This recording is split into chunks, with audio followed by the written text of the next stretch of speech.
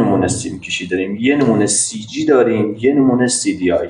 سی جی سویچش پایین میخوره، سی دی آی بالای کیلومتر و چراغ میخوره. بعد دو نمونه دیگه موتور داریم، یه نمونه دستگاه برق خشک داریم، یه نمونه دستگاه برق روغنی. اونا هم بازم فرق میکنه. فعلا میریم سراغ دستگاه برق پیکاپ خشک، یعنی داخل روغن نیست. دوستان اگه پیداست داخل سیم کشی ما میریم سراغ جایی که از اول باید شروع کنیم. یعنی کجا؟ جفت دری بغل، یعنی دستگاه برق و ترانس اونور.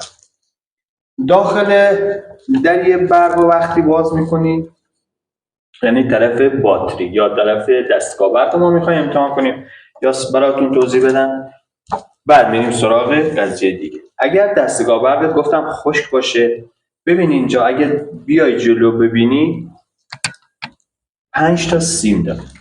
یه سیم آبی خط سفید که این به ترانس میخوره، یه دونه سیم سبز اینم به ترانس و بدنه میخوره، با یه دونه سیم مشکی خط قرمز یا قرمز خط مشکی میخوره. اینا وصل میشه به ترانزیستور، یعنی ترانزیستور اینجا میخوره، این میشه ترانزیستور. دوستان سیمایی که اینجا هستن به ترانزیستور وصل میشه. فعلا ما ترانزیستور و دستگاه برق رو توضیح میدیم، بعد بریم سراغ بقیه سیم کشی. دوستان وقتی اینا رو وصل کردید میاید سراغ ترانزیستور. وقتی این وصل میشه یه دونه سیم، یعنی ببین ورودی ان اینا، یه دونه سیم خروجی میشه که سیمش چه رنگه؟ سیمش سیاه خط زرد داره. یعنی این سه تا سیمی که اومدن داخل ترانزیستور یه دونه برگشتی داره که میره کجا؟ روی کویل که این میشه. یعنی از دستگاه برق ما خروجی داریم به ترانزیستور و یه دونه داریم به کجا؟ به کویل موتور. این واسه. بعد میریم سراغ بقیه سیم.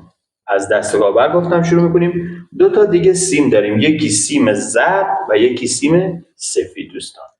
دوستان اینو اگر بخوایم پیگیر کنیم و این روکش رو پاره کنیم، این دو تا سیم مستقیم میخونن رو شارژر موتورسیکل. اگر نگاه کنید ببینید سیم زرده و سیم سفیده به شارژر موتورسیکل خورده. ببین اگر نگاه کنید سیم زرده اینجا میخوره بالا سمت راست و سیم سفیده پایین سمت چپ میخوره به این شکل. وقتی این دو تا سیم وارد شارژر شدن یه دونه سیمش به کاسه چراغ میخوره. سیم چه رنگه؟ زرد. یعنی سیمی که از دستگاه برق سیم زرد به شارژر میخوره و یه دونه دیگه از همون رشته گرفته میشه و میاد کجا؟ داخل کاسه چراغ که این باشه. دوباره میریم سراغ همون دستگاه برق. داخل دستگاه برق یه دونه دیگه سیم هست، سیم سبز یکم کمرنگ با یه خط قرمز داخلش. دوستان این سیم فقط برای خلاصی موتور، یعنی موقعی که شما دنده موتور روشنه و دنده‌تون خلاصه، این میاد داخل کاسه و وصل میشه به کیلومتر موتور. داخل کیلومتر موتور وصل میشه که یعنی موتور من خلاصه روشنه ولی تو دنده نیست. این سیم دوستان فقط همین. حالا طریقه نصبش هم بعداً تو قسمت بعدی شاید بهتون گفته باشم اگه وقت کرده باشیم. و یه دونه دیگه سیم هست داخل دستگاه برق که سبز رنگ. دوستان این سیم یعنی همون به قول خودمون اتصال بدنه میشه، منفی میشه، به کل سیم کشی وصله. یعنی از پشت داره به باتری وصله، به زیر کویل وصله، داخل ترانزیستور وصله و به چراغ جلو هم وصله. این منفی بدنه یا اتصال میشه. دوستان میریم سراغ کاسه چراغ، سیم کشیش و کیلومتر موتورسیکلت. دوستان تا آخر ویدیو همراه باشین، منتظر کامنت های قشنگ تو هستم. بریم دنبال فیلم رو نگاه کنیم. دوستان عزیزم داخل کاسه چراغ یا مچی چراغ یا سویچ چراغ کل سیم کشی ها رنگاشون مثل همه. یعنی میتونید سویچ ها کامل میتونید وصل کنید یا مچی رو کامل وصل کنید یا سیمای کیلومتر رو وصل کنید، ولی باید بدونی کاربردش چیه، کارش چیه. مثلا ما اگر بخوایم سویچ موتورمون رو وصل کنید. سویچ موتور 4 تا سیم داره، چه CGI چه CDI. وقتی میخوایم وصل کنیم رنگاشون مشابه همه، داخل این سیم کشی بگردی اگه واقعا فابریک خوب باشه رنگاشون یکی، یعنی قرمز به قرمز میخوره، سیاه به سیاه میخوره، ولی کاراییشون باید بلد باشه. میریم سراغ سویچ. دوستان سیم قرمز مخصوص سیم باتریه، شارژر و باتری. یعنی اگه ما برگردیم داخل سیم کشی، این که شارژره، سیم قرمز رفت و برگشت خورده میره داخل و برمیگرده کجا؟ یکیش به سیم باتری و یکیش به سیم سویچ، یعنی که این قرمزه باشه. ما فعلا میریم سراغ سویچ. این واسه سیم قرمز که مستقیم به باتریه. وقتی میاد داخل سویچ شما میچرخونید، یعنی این ورودی میشه، خروجیش میشه سیم سیاه خالی. سیم سیاه خالی یعنی شما سویچ رو که میچرخونید وصل میکنید، برق به استوب میرسه، به چراغ میرسه، به چراغ عقب میرسه، به همه جاش میرسه. یعنی این قطع و وصل خروجی و ورودی. و میریم سراغ سیم سبز و سیم مشکی خط سفید. دوستان گفتم داخل موتور کلا سیم سبز خالی واسه اتصال، یعنی شما بگردید حداقل 5-6 تا سیم رو پیدا میکنید داخل اتصال به بدن. یعنی شما اینو چه بزنید به این چه بزنید به بدنه آلومینیوم موتور یه کار انجام میده. این واسه این چه شد؟ اینم ورودی خروجی داریم، یه دونه سیم سیاه خط سفید. دوستان این کجا میخوره؟ این فقط مستقیم داخل سیم کشی به ترانزیستور میخوره، به اینجا. این میشه سیم سویچ. یعنی اگر از سیم ترانزیستور یه سیم بگیرید بزنید به بدنه، هیچ وقت موتور روشن نمیشه، یعنی بزنه به اتصال بدنه روشن نمیشه. سویچ همین کارو میکنه، اینو وصل میکنه به هم، یعنی اینجوری وصل میشن به هم، موتور خاموش میشه. جدا که میشه موتور روشن میشه. دوستان داخل بازم میریم سراغ کاسه چراغ موتور. گفتم رنگ ها مثل همه، یعنی داخل مچی با اینا یکی، یعنی شما همینا رو مثل هم وصل کنید کارت انجام میشه، ولی باید کارتو بلد باشی. واسه وصل نصب مچی سمت راست، اگر مچیت ساده باشه، یعنی جتویی نباشه، از این مشکیان نباشه، از این آلومینا سفیده باشه، 2 تا سیم ما داریم، یه سیم زرد رنگ، یه سیم قهوه‌ای که داخل مچی هم هست. دوستان اگر موتورت از دستگاه برق تغذیه میکنه واسه چراغ، میریم سراغ سیم زرد رنگ که کجاست؟ داخل شارژر. اگه این شارژر نباشه یا سوخته باشه یا وصل نباشه، کل لامپایی که وصل میکنی میسوزه. فعلا میریم سراغ نصب مچی. دوستان سیم زرد داخل مچی وصل میشه به خود رنگش، ولی باید گفتم کارشو بلد باشی. این برق اصلی موتوره. یه سیم قهوه‌ای رنگ داخل مچی سمت راسته. این سیم قهوه‌ای برمیگرده به کجا؟ مستقیم میره واسه خطر عقب، یعنی وقتی چراغ جلو روشن میشه اینم روشن میشه باهاش. و یه دونه سیم قهوه‌ای داریم داخل چراغ، اون برمیگرده به کیلومتر، یعنی تو وقتی چراغ موتورتو روشن کنی صفحه کیلومتر روشن میشه. دوستان داخل مچیا کلا از قبل تا الانی که من میبینم یه دونه رنگ صورتی رنگ هست. این دوستان قبلا داخل موتورهای ژاپنی قدیمی به جای این شارژر یه دونه شارژر تقویت اتصال بدنه بوده که زیر باک میخورده، یعنی یا زیر باک یا بالای هواکش میخورده.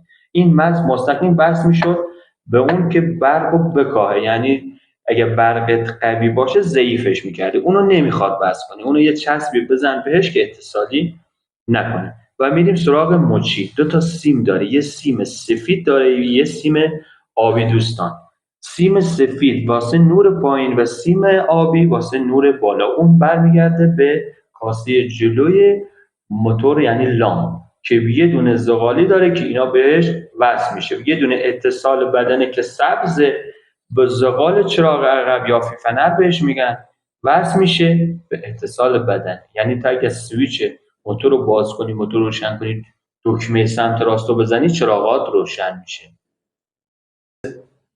و دو تا دیگه سیم داخل مچی سمت راست هست. وقتی شما ترمز میگیرید دو تا سیم داخلشه، استوپ جلو بهش میگن. یه دونه سیم زرد سبز، یه سبز خط سبز هم داخلشه و یه دونه سیم مشکی. دوستان وقتی که این سیم سبز رو شما وصل میکنید با خط زرد سبز یا مشکی، سویچ رو که باز میکنید این سیم مستقیم به چراغ عقب میخوره که وقتی شما ترمز میزنید برق از سویچ به این منتقل میشه و چراغ عقبت روشن میشه.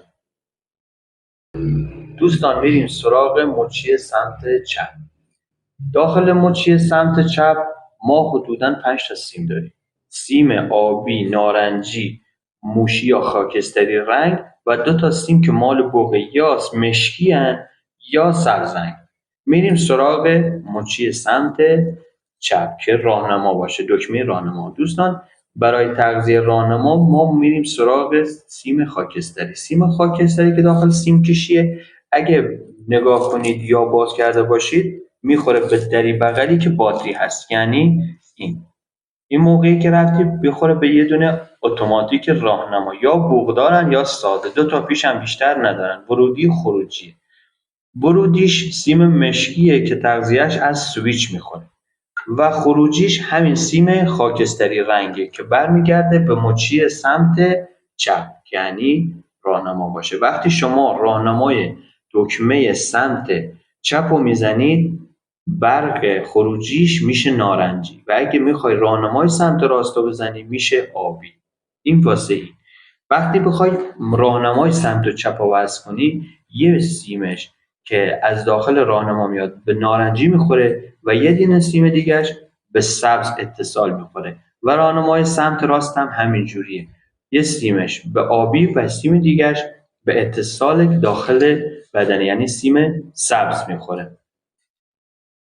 دوستان میریم سراغ کیلومتر موتورسیکلت ساده، نه انژکتور. داخل کیلومتر وقتی میخوایم سیماشو وصل کنیم یا لامپاشو وصل کنیم، گفتم راهنمای سمت چپ میشه نارنجی، راهنمای سمت راست هم میشه آبی. وقتی موتورت روشن، چراغ جلوت روشن، یعنی مثلا داخل شب، داخل کیلومتر صفحش روشن میشه به خاطر این چراغ قهوه‌ای رنگی که به مچی سمت راست وصل میشه. یعنی وقتی تو شما سویچ و موتور رو روشن میکنی یا هر چیزی چراغ روشن میکنی، چراغ صفحه کیلومتر به خاطر این چراغ سیم قهوه‌ای رنگی که وصل میشه. و کل سیم کشی گفتم یه دونه سیم هست به نام سیم سبز، یعنی اتصال بدنه. وقتی این سیم نباشه موتور روشن نمیشه، چراغ روشن نمیشه. این منفی و مثبت، این منفی میشه دوستان. داخل سیم کشی گفتم برای خلاصی موتور یه دونه دیگه سیم هست که گفتم از دستگاه برق میاد، وقتی موتورتون خلاصه این روشن میشه، این حالت اتصال میشه. یعنی موتور وقتی تو دنده نباشه یه حالتی اتصالی داره، یعنی خلاصی داره، اتصال به بدن است. این مثبت و منفیش میشه همون مشکیه، یعنی مشکی سویچ وقتی بخوره به این تو دنده نباشه جرقه میزنه، یه لامپ بزنی روشن میشه، ولی بذاری تو دنده خاموش میشه. دوستان این هم واسه کیلومتر. میریم سراغ کویل. دوستان کویل که گفتم یکی از فیشاش از ترانزیستور میاد، یعنی خروجی ترانزیستور مستقیم میاد کویل. کویل وقتی وصل میشه ما 2 نمونه کویل داریم، یه نمونه تک فیش که یک فیش بیشتر نمیخوره و 2 فیش که 2 فیش داره، یعنی یکی اتصال یکی از کویل ترانزیستور میاد. دوستان سیم ترانزیستور گفتم خط زرد داره با مشکی، یعنی مشکی خط زرد و یه دونه اتصال بدنه که زیر کویل میخوره. من عکسشو گذاشتم ببینید. و دوستان میریم سراغ شارژر موتورسیکلت.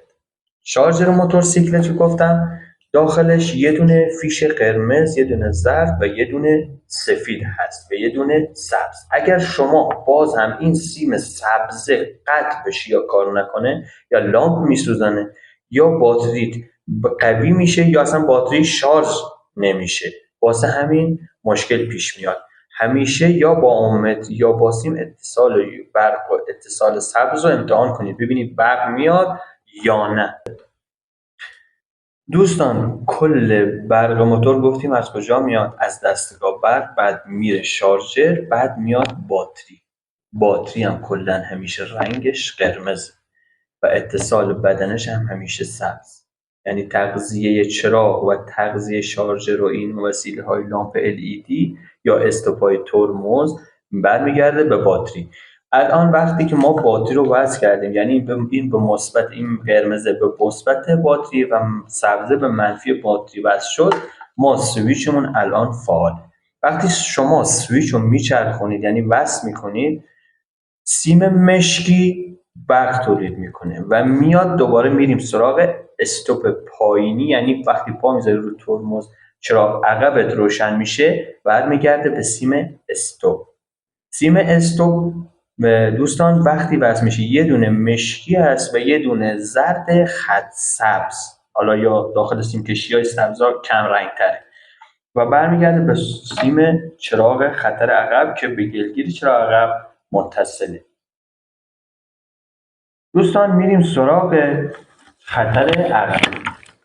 خطر عقب گفتم کلا تغذیه وقتی چراغ موتور روشن میشه، برقی که میاد سیم قهوه‌ای رنگه که از مچی میاد، و سیمی که گفتم برای استوپ سیم زرد خط سبز. سیمایی که پشتش هستن یه دونه آبی هست و یه دونه نارنجی، اینا واسه راهنماست. نارنجی سمت چپ میشه، آبی هم سمت راست میشه. و معمولا گفتم یه سیم سبز رنگ هست، این واسه اتصال بدنه است. دوستان اینم آموزش سیمپیچی 125. تو پیجم کلی آموزش گذاشتم، حتما ببینید، لایک فراموش نشه. قربون دست و برم، دمتون گرم، مرسی.